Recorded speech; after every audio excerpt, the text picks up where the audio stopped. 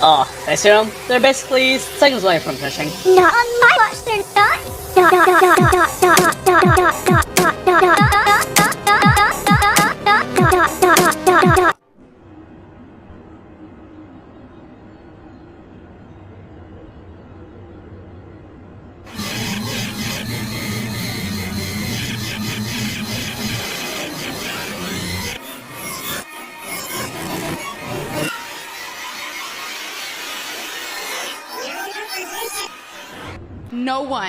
No one wants this championship more than me.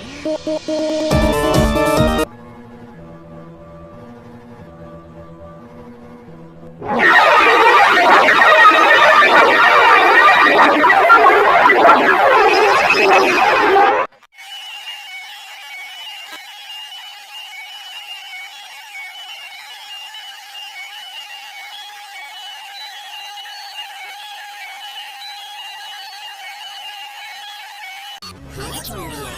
My name is your voice contact.